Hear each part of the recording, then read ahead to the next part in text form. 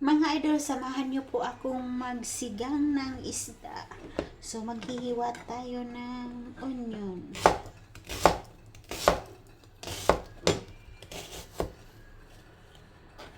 So, yung ginger is pit-pit. Pampalasa, pampaalis ng lansa, guys. So, ganyan lang siya. So, next, ilagay na natin sa tubig na kumukulo. So, ilalagay na natin yung ginger. Ganyan lang siya, guys. Pampatanggal ng lansa. Onion. Tapos, yung tomato, hindi natin hiniwa.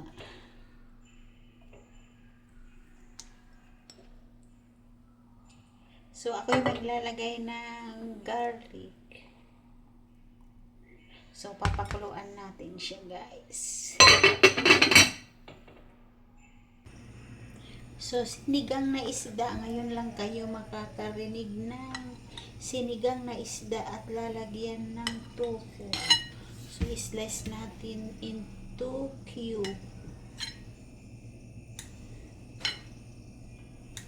Paborito ko to. Oh, so, ganyan lang, guys. Tapos, may okra tayo at repolyo. So, dalawang isda lang, guys, na pampano. Ano pampano ba to na isda? Ay, basta isda yan. So, maglalagay din ako ng spring onion. Igaganito na natin, guys. At itatali natin. Ipit lang. Ay, nasira, guys. So, ipit lang. Ayan, ilagay na natin. Okay. So, pakuluan natin yung tubig. So, kumukulo na, guys. Ilalagay na natin yung isda. So, iganon natin para yung tubig is hindi naman kasama.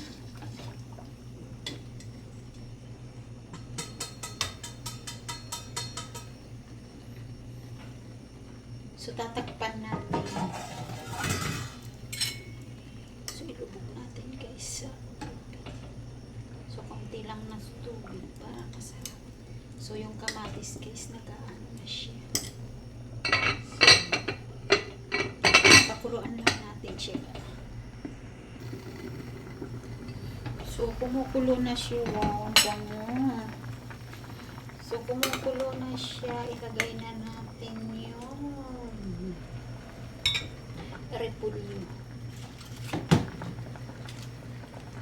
So, sa gilid lang, guys. Kasi hindi natin i-mix.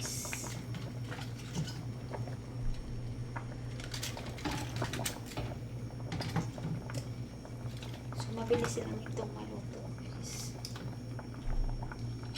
So, ipus lang natin siya. Ipus.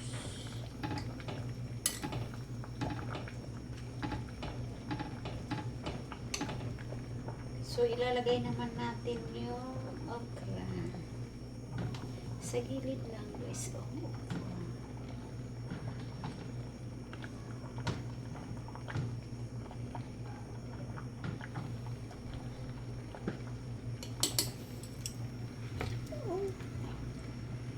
So, ilalagay natin yung tofu. Sa gilid lang, guys. Para hindi tayo madurugan. Para hindi tayo madurugan ng puso. So, kailangan is gilid lang.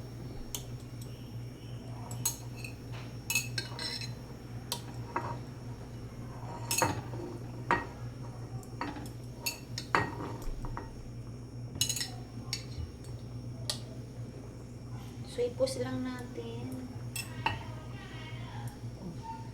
May bisita sa kabilang bahay. Dinig ko. So, tatakpan lang natin. Hindi, ilalagay muna natin yung green na sili.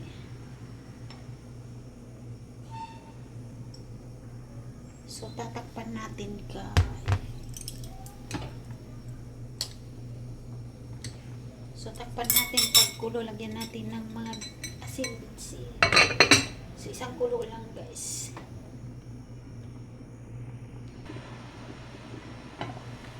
So kumukulo na siya, maglalagay na tayo ng salt. 2 spoon lang.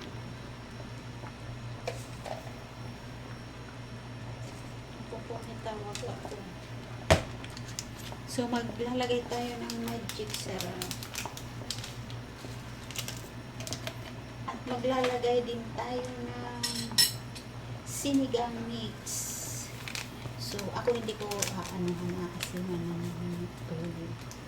Para naman katamtaman lang ang asin. So i-mix natin. Huwag natin ilalagay ng ganun lang. Kailangan tutunan natin sa spoon. At ganyan siya guys, para feel nyo na masarap. Tapos meron pa tuna.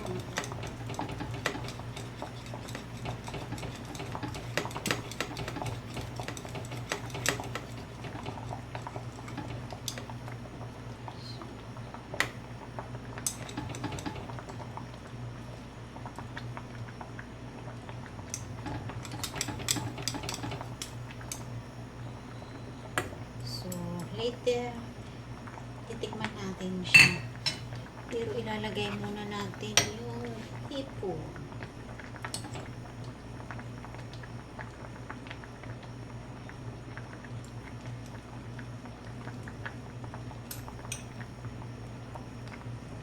So, ganun lang natin guys. Huwag natin i-mix.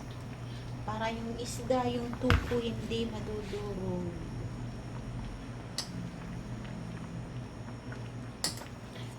Pakuluan lang natin siya. Tikiman portion.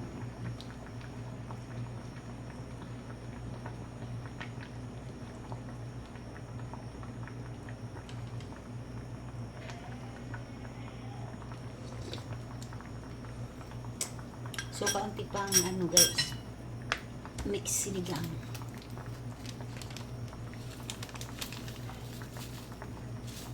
Uy, naparami yata. So, ganun lang.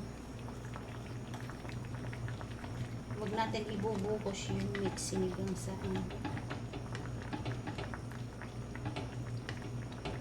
Pero depende naman sa atin kung anong gusto mo. So, ako hindi. Ginaano ko siya. Tinutunaw tapos yung ginaganon. Para nasasarapan kasi ako ganun pag ganun.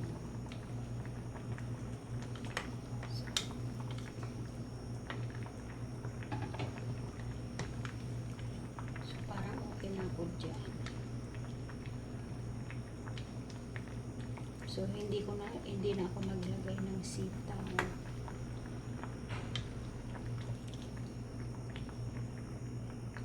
So ayan guys. Pakuluan lang natin ng kaunti. Tapos tikiman.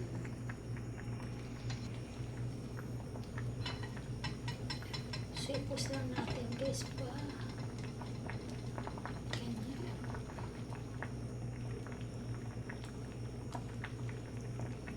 So tikman natin.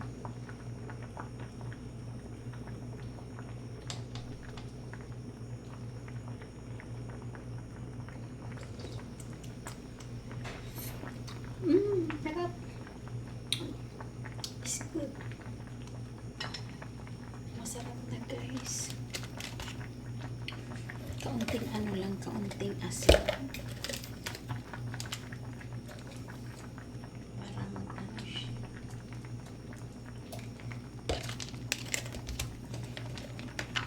Tapos ipos lang natin siya.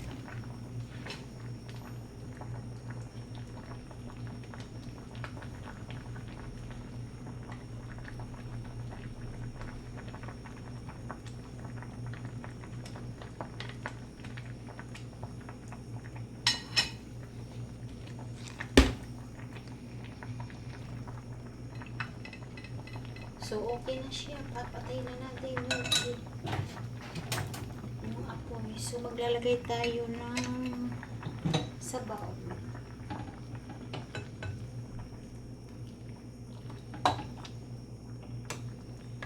So, itabi muna natin yung hipon. So, kukunin muna natin yung tofu. So, yung tomato ko guys, durog lang siya, pero hindi masyado. So, lumabas lang yung ano niya, yung katas.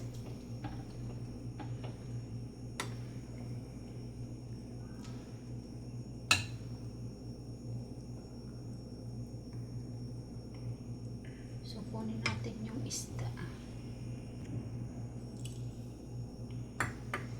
So, kukunin natin yung isda. Oh, yeah.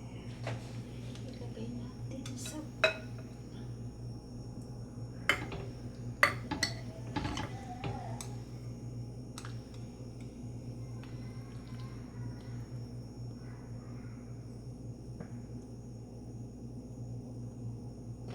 Okay.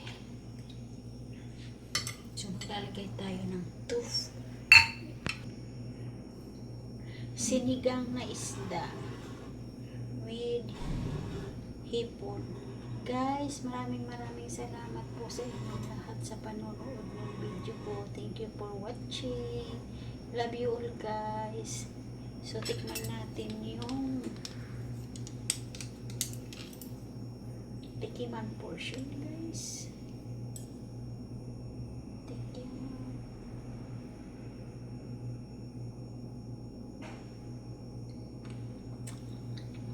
Masarap guys, malasa. Yummy.